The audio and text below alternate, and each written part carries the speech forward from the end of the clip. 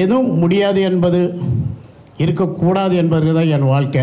என்னை கூட நிறைய பேர் சொல்லுவாங்க, என்ன இவ்வளோ கார் இருக்குது, இவ்வளோ சொத்து இருக்குது சொல்கிறாரு, இதை விட பெரிய பணக்காரெல்லாம் பேசாமல் இருக்கிறான், இருக்கிற இடம் தெரியாமல் இருக்கிறான்னு கூட கமெண்டில் பண்ணுவாங்க.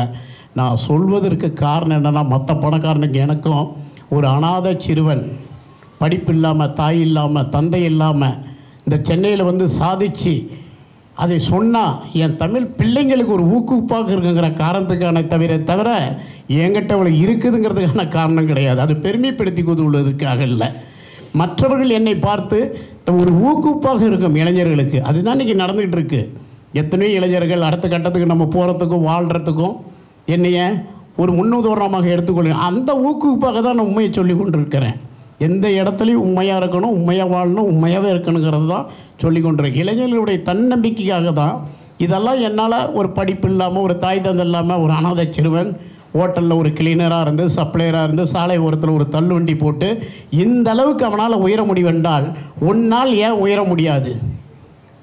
அந்த கேள்விக்காக தான் என்னுடைய வாழ்க்கையை நான் படம் பிடித்து என் பிள்ளைங்களுக்கு நான் காட்டி கொண்டிருப்பது, தமிழக பிள்ளைங்களுக்கும் இந்த மக்களுக்கும் காட்டி கொண்டிருப்பது. ஏன்னா காலேஜ் படிக்க வச்சாட்டி கூட பிள்ளைங்க போய் சில பேர் அப்பா அம்மாட்ட தகராறு பண்ணுவாங்க. எனக்கு என்ன சொத்து வச்சுருக்க, எனக்கு என்ன செஞ்ச, கல்யாணம் பண்ணி வச்சு விடுவார, கல்யாணத்தில் குறையும்பான். இப்படி காலம் முழுக்கும் பெற்றோர்களும் உங்களை தாங்க முடியாது. குழந்தை பிள்ளைகளை, தமிழ் நெஞ்சங்களை, யாருமே குழந்தைகளை, உங்களுக்கு இரு கை கால்கள் தான் மிகப்பெரிய சொத்து, உங்கள் ஆரோக்கியம் தான் மிகப்பெரிய சொத்து என்று எண்ணி உங்கள் வாழ்க்கையை பெற்றோர்கள் நம்மளுக்கு உயிர் கொடுத்தார்கள். நம்ம தான் வாழ வைத்து கொள்ள வேண்டும் நம்மளை எங்களை புரிந்து கொள்வதற்காக தான் இந்த தமிழ்ச்செல்வன் அத்தனை டீ கிளாஸ் கழுவுறதுலேருந்து, கைகால் புண்ணு வந்ததுலேருந்து, நான் மசூதியில் பசிக்கு நோம்பு கஞ்சி வாங்கி குடித்ததுலேருந்து நான் சொல்லி கொண்டிருக்க காரணம் உங்களுடைய தன்னம்பிக்கைக்காக. எளிமையும் இருக்கணும், சைப்புத்தன்மை இருக்கணும், பொறுமை இருக்கணும், அதே நேரத்தில் வேகம் இருக்கணும். அந்த வெற்றியின் அடையாளத்தை நோக்கி உன் சிந்தனைகள் பயணிக்கணுங்கிறதுக்காக தான் இத்தனை போராட்டங்களை நான் கையில் எடுத்து இந்த மண்ணுக்கும் மொழிக்கும் உங்கள் கூட பிறந்ததுக்கு உங்களுக்கு கைமாறாக நான் வாழ்ந்து கொண்டிருக்கின்றேன். என்னை பெருமைப்படுத்தி கொள்வதற்காக நான் இத்தனை காரு இது வீடுக்கு என்று சொல்வதற்கல்ல. உங்களுக்கும் அது கிடைக்கும். எதுவும் இல்லாத தமிழ் செல்வத்துக்கே இவ்வளோ உழைத்தால் கிடைத்திருந்தா, இவ்வளோ அறிவும் ஆற்றலும் கொண்டு ஒரு படிப்பு, கல்வி, தாய் தந்தை துணையோடு இருக்கும் இளைஞர்களுக்கு, தமிழ் பிள்ளைகளுக்கு உங்களால் ஏன் முடியாது? அந்த வாழ்க்கைக்காக தான், உங்கள் தன்னம்பிக்கைக்காக தான் என்னை நான் அர்ப்பணித்திருக்கின்றேன். அதற்காக தான் என்னுடைய ஒவ்வொரு விஷயத்தையும் அர்ப்பணித்து கொண்டு தான் இருப்பேன். எந்த இடத்துலையும் என் வாழ்நாள் முழுவதுமே எந்த ஒளிமறைவும் என் வாழ்க்கையில் இருக்காது.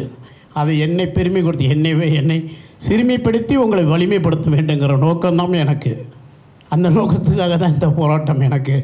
அதற்காக நிறையா அன்பான இளைஞர்கள் எங்கு சென்றாலும் என் வாழ்க்கையை பின்பற்றி, அண்ணா அந்த கடை உங்களை பார்த்து தான் வைத்து நான் இந்த எங்கள் விஜய் டிவியில் கூட நீங்கள் பார்த்துருவீங்க, பீடின்னு சொல்ல தம்பி சொன்னார், இந்த இவ்வளோ பெரிய சம்பளத்தை விட்டுட்டு நான் இன்றைக்கி கறி இட்லி போட்டதுக்கு காரணமே நீங்கள் தான். நான் அந்த மாதிரி இளைஞர்களுக்கு ஒரு ஊக்குப்பாக இருக்கேன்.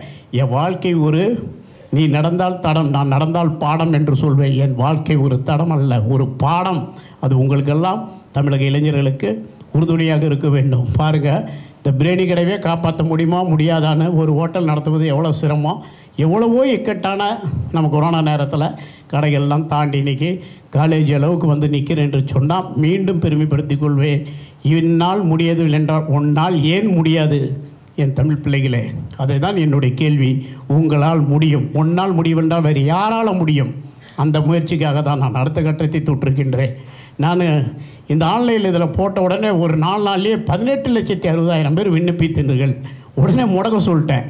இவ்வளோ அன்பும் ஆதரவும் உங்ககிட்ட இருக்கும்போது இந்த காலேஜ் ஒரு காலேஜோடு இல்லை, எங்கள் மூர்த்தி சார் தலைமையிலையும், எங்கள் செந்தில் சார் தலைமையிலும், எங்கள் ராஜா சார் தலைமையிலும், எங்களுடைய டீம் தலைமையில் அடுத்த ஆண்டு 30 காலேஜுகளை நான் தொடங்க இருக்கின்றேன்.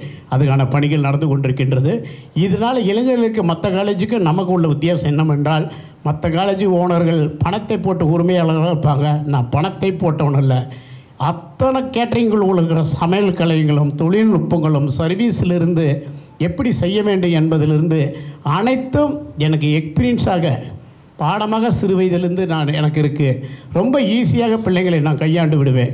நீங்கள் 3 மாதம் படிக்க வேண்டியது இருந்தால் என்கிட்ட 1 மாதமே போதும், உங்களை தேர்த்திடுவேன்.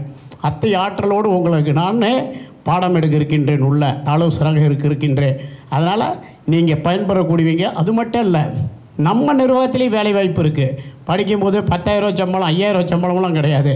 நீ படிக்க எங்கள் காலேஜில் ட்ரெயின் ஆனவன் இருக்கும்போதே என் கடைக்குள்ள நீ ஒரு பிளேட் அடிக்கிற இல்லை மாஸ்டர் அப்படின்னா 40,000லேருந்து 80,000 வரைக்கும் போக முடியும் என்னுடைய காலேஜில் படிக்கிற பிள்ளைங்க.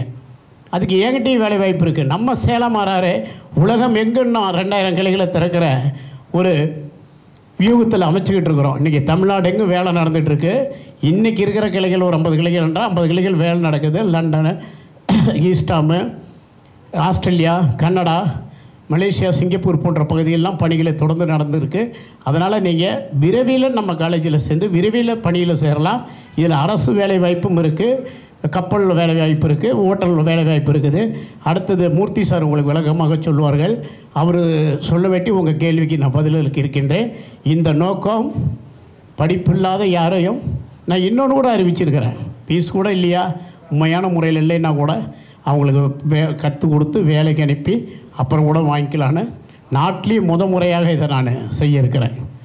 யாருமே நல்ல முறையில் பயன்படுத்திங்க, உண்மையாக இருங்க. நான் உதவுறைய என் உதவியை யாரும் கேலியாவோ கிண்டலாகவோ அப்படி எடுத்துக்கொள்ளாமல் மிக பொறுப்போடு அக்கறையோடு நன்றி உணர்வோடு அதை பயன்படுத்தி நீங்கள் வாழ வேண்டும். நீங்கள் வாழ்ந்தால் நம்ம மொழி வாழும், மொழி வாழ்ந்தால் நாடு வாழும், நாடு வாழ்ந்தால் நம்ம பாரதம் வாழும் என்று சொல்லி நன்றி, வணக்கம்.